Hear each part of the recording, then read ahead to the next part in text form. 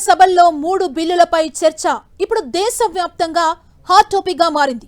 మహిళా రిజర్వేషన్ల bill, delimitation bill, నియోజకవర్గాల పునర్విభజన బిల్లు, ఇలా 3 బిల్లుల విషయంలో చర్చ ప్రారంభమైంది. ఓటింగ్ లో ఇప్పుడు పార్లమెంటులో ఎవరి బలాబలాలెంత అన్న ఆసక్తికర చర్చ జరుగుతోంది.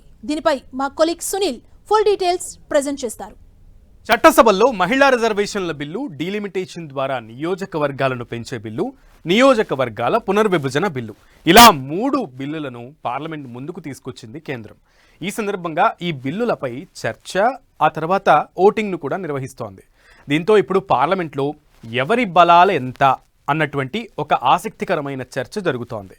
పార్లమెంట్లో దిగువ సభగా పిలిచేటువంటి లోక్సభలో 543 స్థానాలుంటే ఎగువ సభగా పిలిచే రాజ్యసభలో 245 స్థానాలున్నాయి.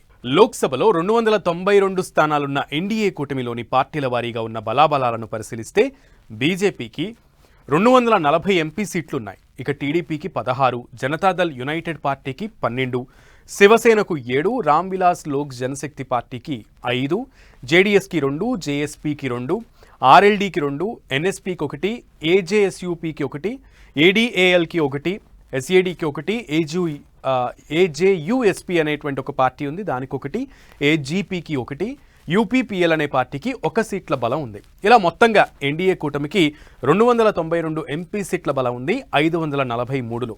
లోక్సభలో ఇండియా కూటమికి 233 ఎంపీ సీట్ల బలం ఉంది. అంటే ఇందులో కాంగ్రెస్ పార్టీకి అతి పెద్ద పార్టీగా, ప్రతిపక్ష పార్టీగా ఉన్నటువంటి పార్టీకి 98 సీట్లు ఉంది. సమాజ్వాదీ పార్టీకి 37, తృణమూల్ కాంగ్రెస్కు 28 సీట్లు మనకు కనబడుతోంది. ఇక అలాగే తమిళనాడుకు చెందినటువంటి డిఎంకే అక్కడ అధికార పార్టీగా ఉంది, దానికి 22 సీట్లు ఉన్నాయి.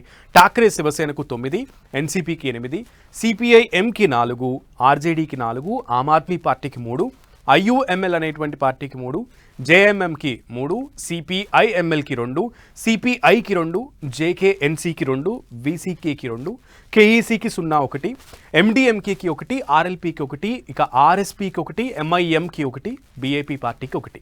ఇలా మొత్తంగా చూస్తే 233 సీట్ల బలం ఇండియా కూటమికి ఉంది.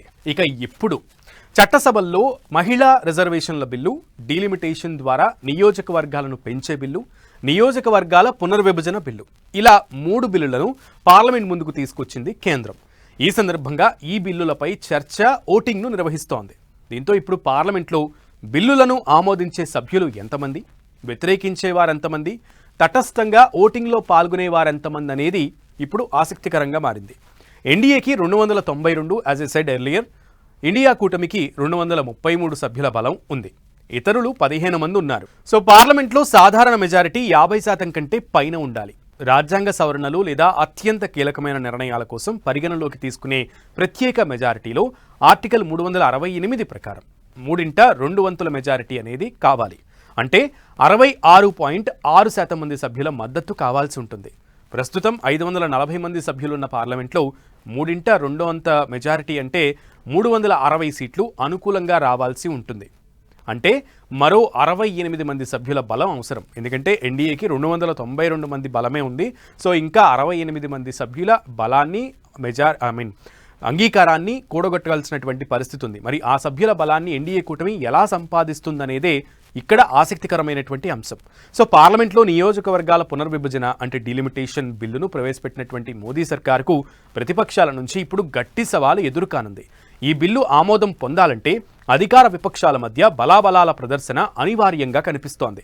ముఖ్యంగా రాజ్యసభలో ప్రభుత్వానికి ఉన్న సంఖ్యాబలం, మిత్రపక్షాల మద్దతు ఇప్పుడు చాలా కీలకంగా మారాయి. జనాభాను ప్రాతిపదికగా తీసుకుని నియోజకవర్గాల పునర్విభజన చేపడితే జనాభా నియంత్రణను సమర్థవంతంగా అమలు చేసినటువంటి దక్షిణాది రాష్ట్రాలు నష్టపోతాయని ఇండియా కూటమి సహా విపక్షాలు ఆందోళన వ్యక్తం చేస్తున్నాయి.